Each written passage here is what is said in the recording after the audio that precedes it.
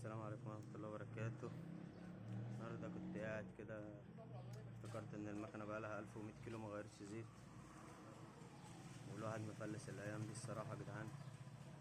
فبقلب عندي كده لقيت شبازيد سكوترات، موتور سكوتر 1040، ومعانا كيكس فورتي 1040 سكوتر برضه ماشي. ومعانا الزيت 1050 توتال ده انا مجربه قبل كده، فقلت ماشي نغير لها زيت وبالمرة نجرب نشوف ايه اللي هيحصل لو حطينا زيت سكوتر في الموتوسيكل.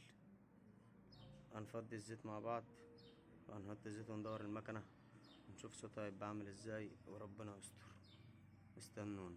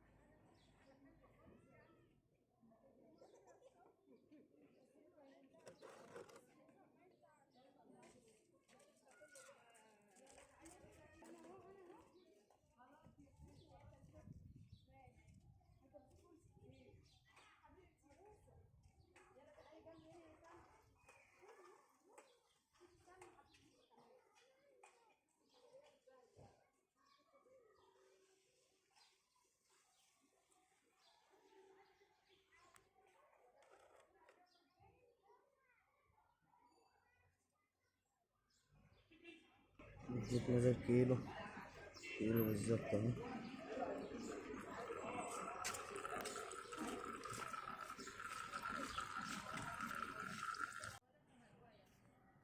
زيت الريبسول لان كنا حاطين ريبسول 2050 اللي هو زي ده كده، ريبسول 2050. هو نازل معانا برضو ايه يعني اسود بس مش محروق ماشي، بس طبعا ما عادش فيه ايه، ما عادش فيه الزوجة كافية، فيه بس خفيف، فيه برضو ايه نسبة رايش، حلو على كده. نفس حلو على كده. ربطنا الطبة، هنبتدي نحط الزيت بتاعنا اللي هو الكيكس ده اصلي يا جدعان ماشي، ميدين كوريا اهي. الزيت ده نضيف جدا جدا، بس هو بتاع سكوتر فاحنا هنجربه ايه وربنا يستر. وبرضه توضيح يعني لما انا بجرب اي تجربة او بعمل حاجة مش متأكد منها بجربها في الموتوسيكل بتاعي، ما بجربش في حاجة الناس، وربنا يستر علينا وعليكم. لازم اي ما تجيب اي غير زيت تأكد ان هو متبرشم زي كده، تسمع الصوت هتلاقي تحت البرشامة بتاعة الغطا اللي هي البلاستيك دي، تحتها برشامة تانية اللي هي دي، تفتحها بأي مفك ولا حاجة.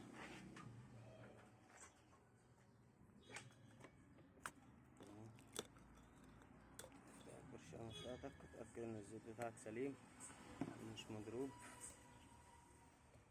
عشان المضروب كتير شوية الأيام دي. بعدين تجيب القمع بتاعك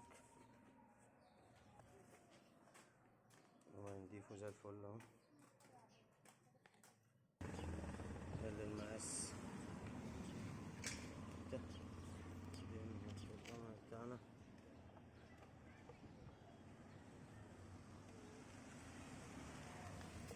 الدنيا زيت يا جدعان، انا مصور لوحدي.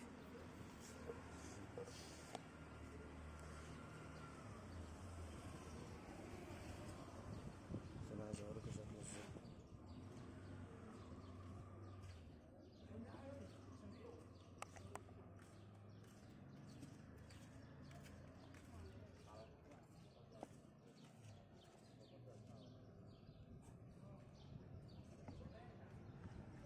ودينا الزيت وقفلنا الغطا كده،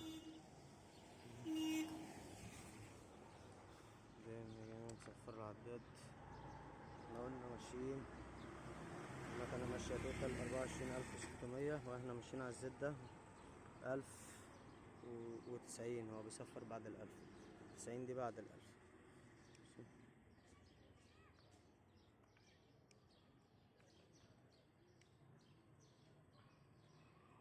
نمشي كده قدام التريب صفر اهو. نسمي الله وندور. بسم الله الرحمن الرحيم.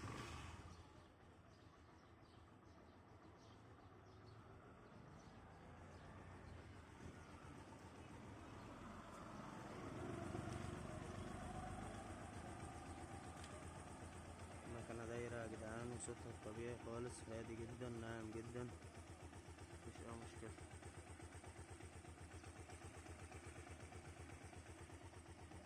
فك المايك عشان بس تسمع صوت الموتور. الموتور داير، بس معلش الدنيا دوشة، مفيش اي حاجة غريبة. احنا بس هنطلع ونجرب في المشي ونشوف هل ان هو زيت سكوتر ده يأثر على الغيارات او يعمل تقل في الغيارات، ولا المكنة هتمشي مظبوطة. هنجرب وهنقول لكم ايه اللي حصل معانا.